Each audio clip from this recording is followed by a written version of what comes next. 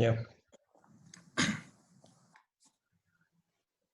Buenas tardes, somos el equipo número 2 de raíces y ecuaciones y estamos conformados por Yudiel Arcos Pérez, Carlos Carmona y Héctor Manuel Moreno Ríos y Lázaro Santamaría Díaz.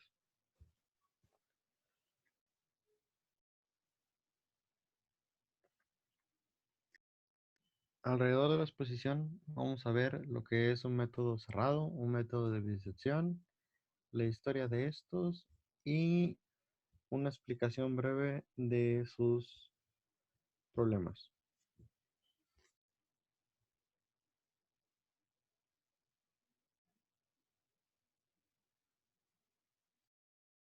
¿Qué es un método cerrado?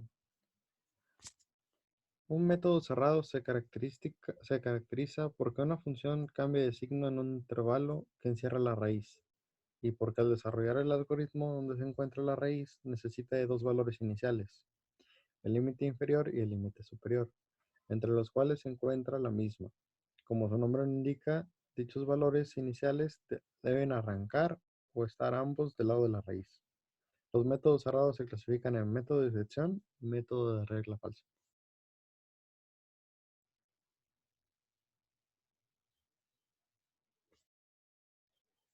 En el método de disección está basado en dos teoremas: el teorema de Bernard-Bolzano, quien fue el primero en demostrarlo, y el teorema del valor medio, posteriormente demostrado por el matemático Agustín Louis Cauchy, el que da una segunda demostración en 1821.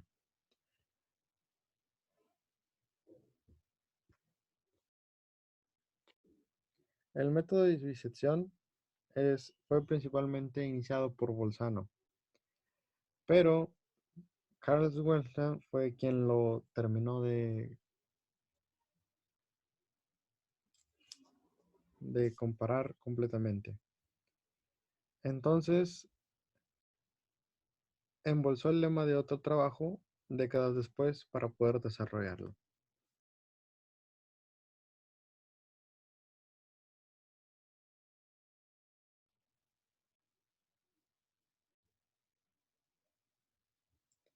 En el método de falsa posición, o el método de regla falsa, fue un método usado por egipcios para resolver ecuaciones algebraicas en el siglo XVI a.C. Los egipcios agruparon 87 problemas matemáticos en un documento llamado papiro, que era un tipo de hoja, un tipo de papel creado por hojas, que contenía cuestiones aritméticas fraccionales, cálculo de áreas, volúmenes, regla de tres, ecuaciones lineales y trigonometría básica.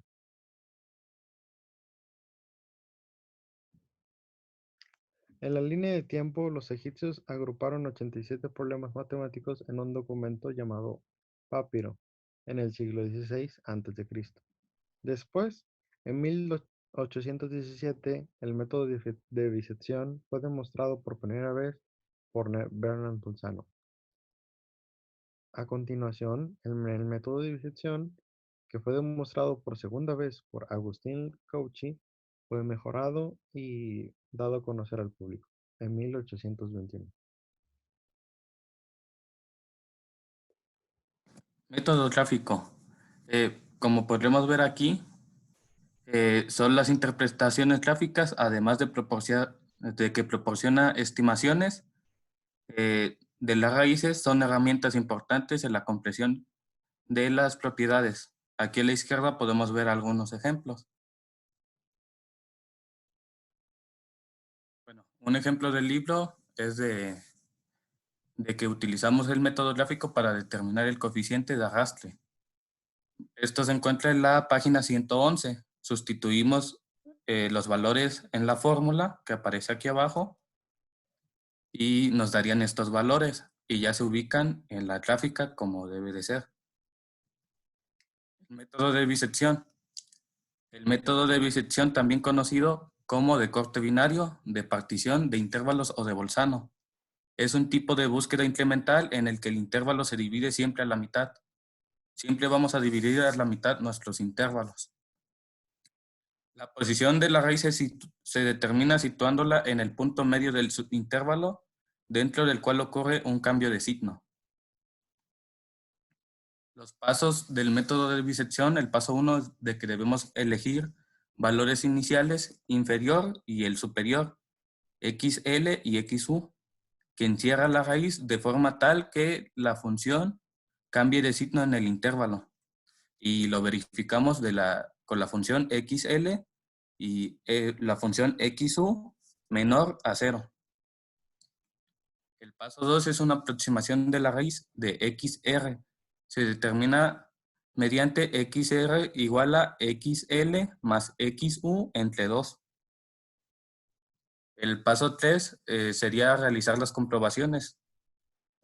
Si la función de XL y la función de XR es menor a 0, entonces la raíz está dentro del subintervalo y debemos de igualar XU igual a XR.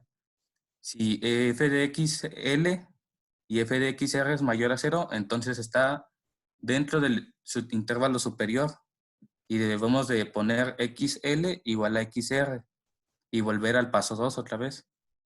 Y ya si nuestro f de XL y la función XR es igual a 0, la raíz es igual a XR y termina el cálculo.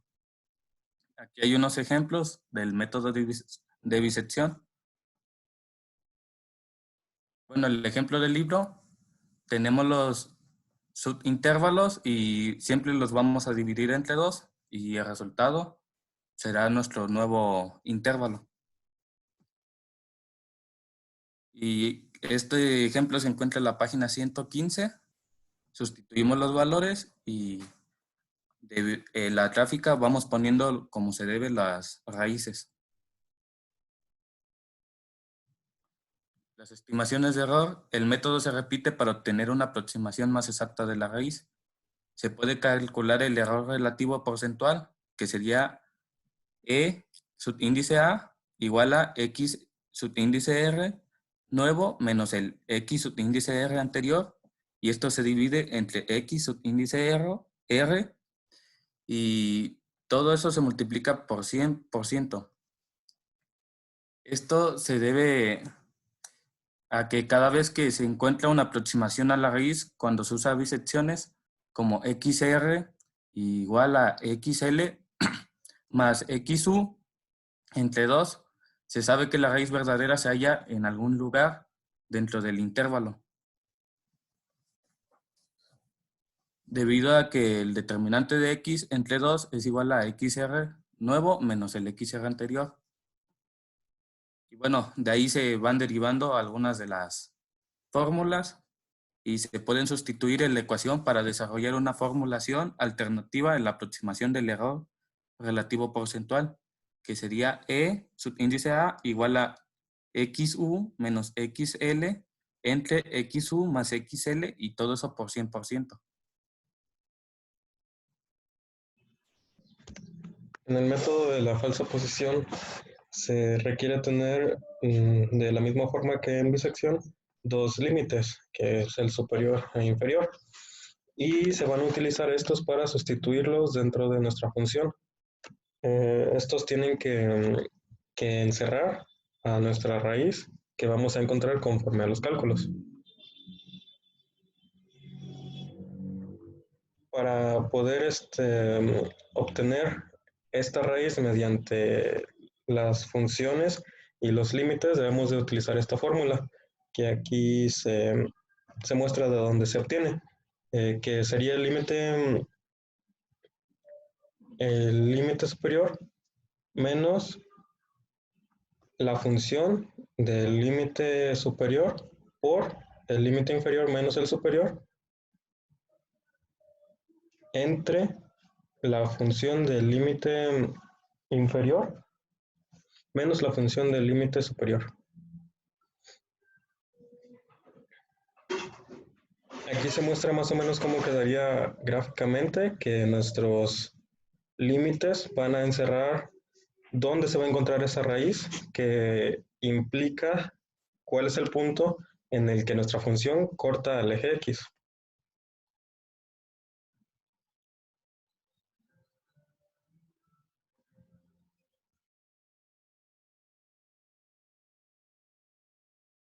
Bueno, como podemos observar, esta es una parte del ejemplo del libro, del siguiente de falsa posición.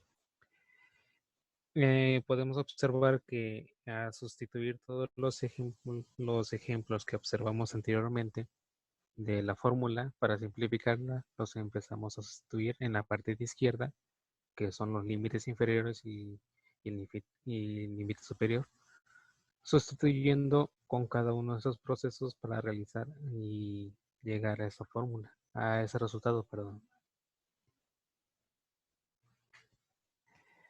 Ese es uno de los procesos que se va consiguiendo en el ejemplo del libro. De hecho, se encuentra en la página 122 del libro de métodos numéricos y podrán observar cómo se va desarrollando de paso por paso.